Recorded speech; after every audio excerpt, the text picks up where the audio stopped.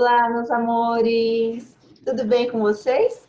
Tia Angélica aqui passando para deixar a nossa aula, né, a nossa reflexão de hoje, da nossa aula de evangelização.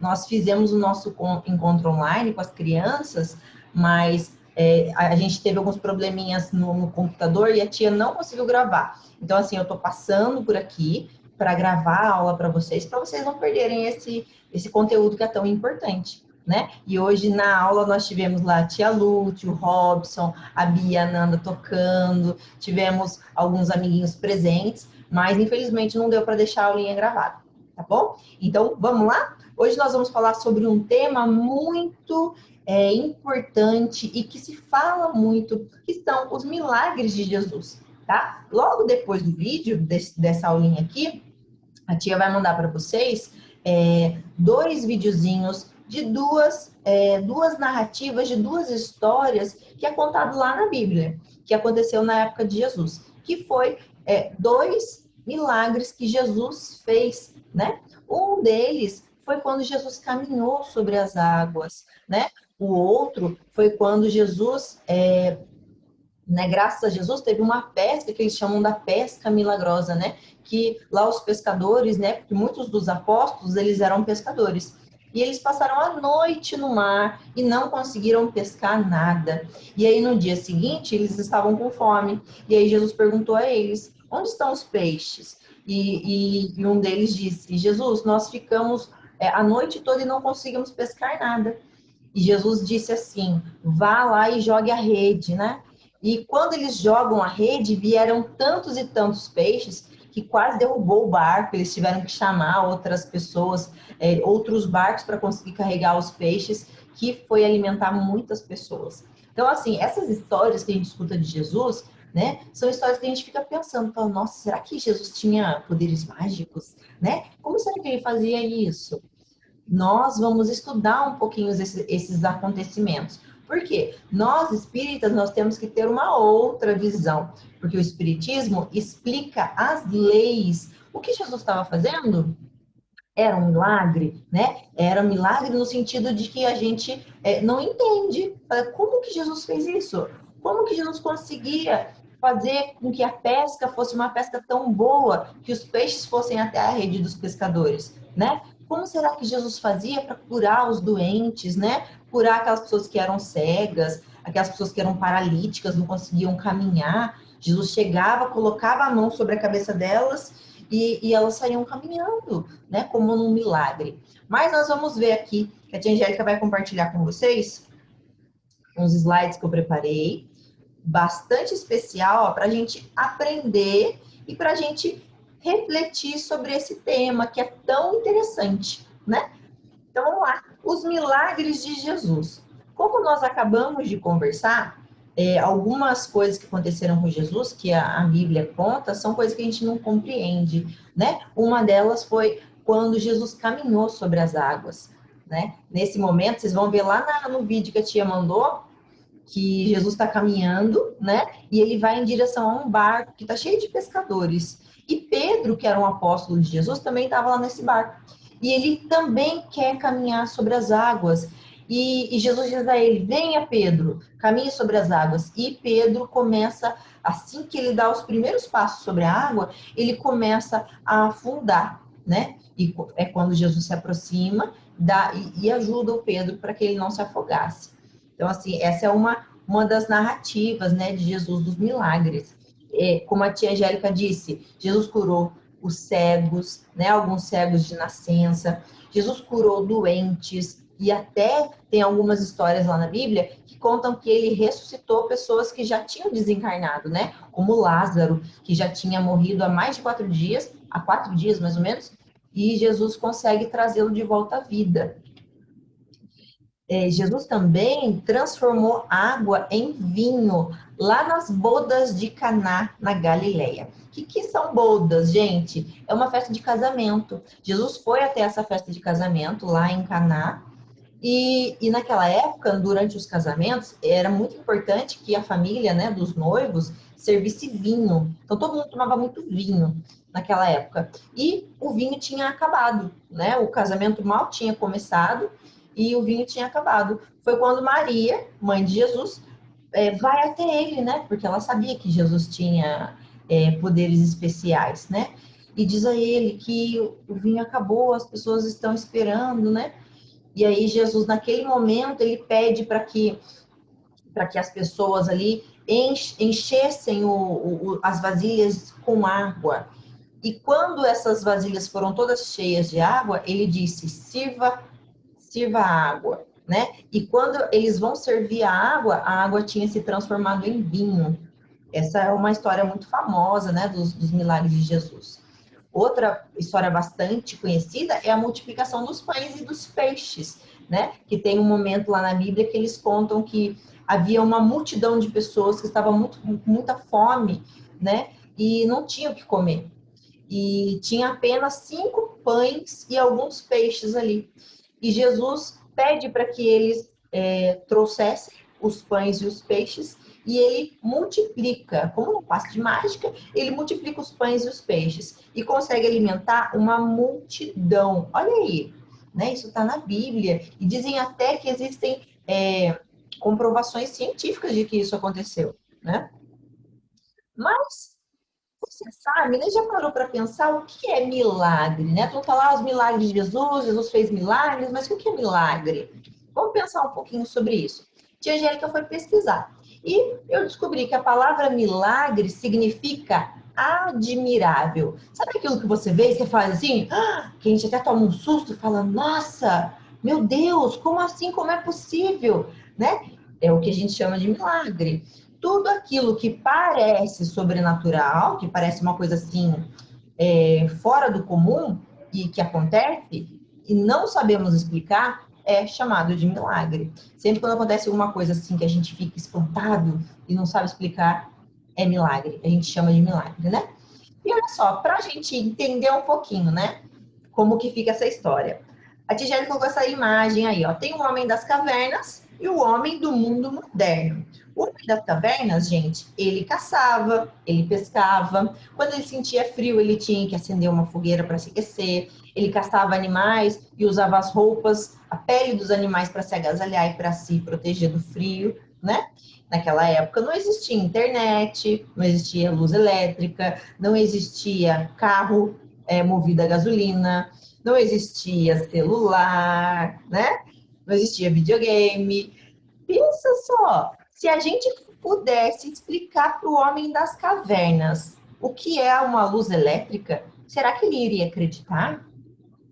Será? Eu acho que não, hein? Porque lá na caverna que ele vivia, só tinha luz se eles acendessem uma tocha ou uma fogueira. O homem das cavernas não sabia o que era luz elétrica, muito menos o que é a internet. Você pensou? Explicar para ele, mostrar para o homem das cavernas o que é um computador, o que é um smartphone, que a gente consegue conversar com as pessoas à distância, né? O homem das cavernas não conseguiria entender. E para ele chamaria do quê? Nossa, a luz elétrica é um milagre, né? Ai, a internet é um milagre. Mas nós sabemos, né, gente, que a internet, a luz elétrica, é tecnologia que foi desenvolvida pelo ser humano. Claro que foi tudo isso permitido graças a Deus. Deus permitiu que tudo isso acontecesse. Mas é um fenômeno da tecnologia que o homem desenvolveu, né? Assim como o foguete, não é? E imaginar que o homem saiu daqui da Terra e já pisou na Lua, né? Os astronautas. Não é maravilhoso isso? Parece um milagre, mas nós sabemos que é um fenômeno tecnológico e um estudo, né? Os engenheiros estudaram ali para conseguir fazer tudo isso, tá? Então, o homem das cavernas, só para a gente ter uma comparação, eles não entendiam dos fenômenos naturais. Por exemplo, quando chovia, o homem não entendia, ele ficava com medo, falando, nossa, o que é isso? Né? Por que está chovendo? Ele não entendia. A gente sabe que a chuva é o que? É um processo natural, é um fenômeno natural, não é? É um ciclo, existe lá o ciclo da água, que o sol vem, aquece a água dos rios, aquece a água da roupa que está lá no varal, e as gotículas de água viram vapor, sobem até as nuvens, não é? Ficam lá no céu, a nuvem quando ela está bem carregadona, bem cheia, e o tempo está propício, o que acontece? o vapor de água que está lá em cima formando as nuvens, ele cai de novo em forma líquida. Isso é um fenômeno. Nós entendemos isso, por exemplo, o frio, as estações do ano, né? Tem época que faz frio, outra época que faz calor, tem época que tem mais flores, por exemplo, a época da primavera, porque existe um ciclo, existem as estações do ano que são organizadas pela natureza e por Deus também, mas são fenômenos que a gente compreende, a gente consegue entender esses fenômenos, mas o homem das cavernas não. Tudo o que acontecia, o trovão, o raio, a chuva, a tempestade, o rio, a água do rio correndo, para ele era o quê? Como se fosse mágica, era milagre. Mas hoje a gente entende que tudo isso é explicável pela ciência, não é? E nós que estudamos o espiritismo, que somos espíritas, isso aqui eu tirei lá do livro que eu estava pesquisando, ó. No livro está escrito assim, ó, o espiritismo não faz milagres, mas revela leis. Tudo o que aconteceu lá com Jesus, durante aqueles milagres que as pessoas não sabem explicar e ficavam assim achando que ele era, que ele tinha poderes mágicos, que ele era né, um místico, não sei, que as pessoas pensavam naquela época. Tudo isso é resultado de leis que são leis universais, que nós vamos entender agora, tá? O que muitos chamam de milagre, o que a maioria das pessoas chamam de milagre, nós espíritas que estudamos a codificação, a gente lê os livros da codificação, o Espiritismo diz que tudo que Jesus fez foram efeitos fluídicos. Jesus, ele era um espírito perfeito e ele é capaz de manipular, de modificar o fluido que envolve todas as coisas que existem. E assim ele conseguia realizar as curas, as multiplicações dos pães, dos peixes, a transformação da matéria, por exemplo, a transformação de água em vinho. Tudo isso ele conseguia fazer porque, como ele era um espírito muito elevado e perfeito, ele conseguia manipular os fluidos que envolvem a todos nós. Mas, tia Angélica, o que é fluido? Esse é um assunto um pouquinho complicado, mas vamos tentar entender. A tia Angélica trouxe aqui uma passagem lá do livro do Allan Kardec, que é um livro, né, do nosso codificador, e ele disse assim, ó, o fluido cósmico universal, que é o fluido que envolve todo o universo, toda a nossa galáxia, é a matéria elementar primitiva. Então, o fluido cósmico é um tipo de matéria, cujas modificações e transformações constituem inumerável variedade dos corpos da natureza. Olha só, essa matéria é o princípio de toda matéria. Ela pode mudar de forma, mudar de jeito, mudar a textura, por exemplo, a água se transformar numa pedra. É possível através dos fluidos, né?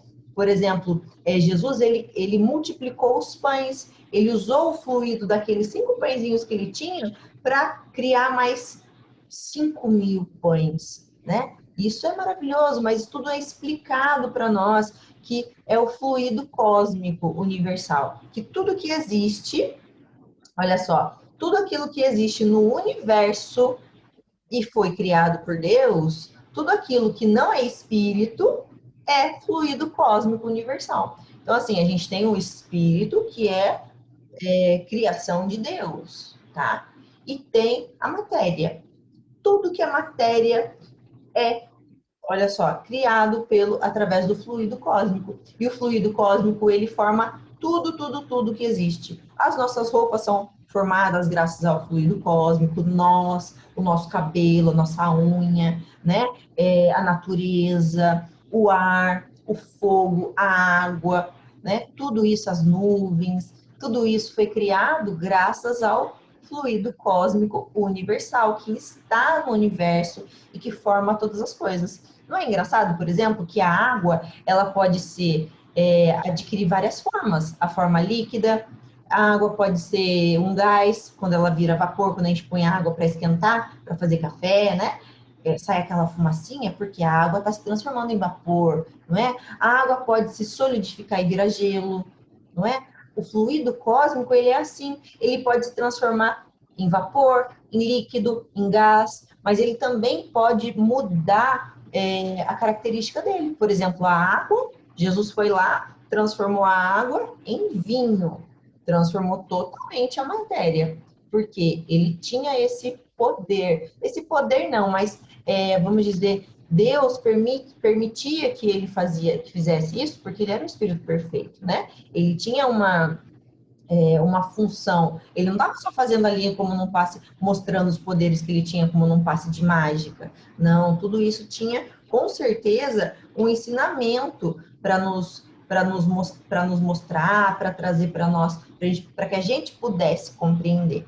Então é isso, meus amores. Tudo aquilo que a gente chama de milagre de Jesus, nada mais é do que transformação dos fluidos. Jesus era capaz de fazer isso. E Jesus disse que nós também um dia poderemos fazer isso, né? Porque existem pessoas, por exemplo, que são médiums, que ajudam a curar outra pessoa, né? Quando a gente manda um pensamento para alguém que a gente gosta muito e está longe, a gente também está usando desse poder que Jesus tinha de fazer os milagres, né? De mandar aquele fluido, aquele pensamento para aquela pessoa, aquela mensagem de amor, aquela pessoa que está lá longe. A gente consegue isso, né? Então, assim, Jesus trouxe todos esses milagres para que a gente começasse a perceber tudo aquilo que um dia a gente será também capaz de fazer, né? E será maravilhoso, não é? Quando todos nós tivermos evoluído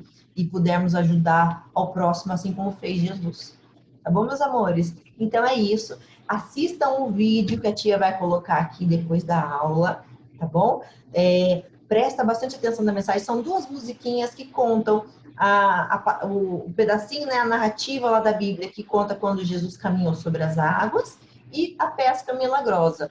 Jesus teve muitos mais milagres que ele realizou, que vocês também podem pesquisar no YouTube, tá bom? Para você conhecer e para você conversar com a sua família aí, tá bom? Fiquem com Deus, ó. Sinta o meu abraço carinhoso, um abraço virtual, mas bem quentinho, ó. Sente aí. Tô mandando uns fluidos para vocês, os meus fluidos de amor e de saudade e de carinho, tá bom, meus amores? Se cuidem e eu espero que em breve a gente possa se reencontrar lá no nosso querido Centro Espírita André Luiz, tá bom? Fiquem com Deus, ótima semana e até a nossa próxima aula.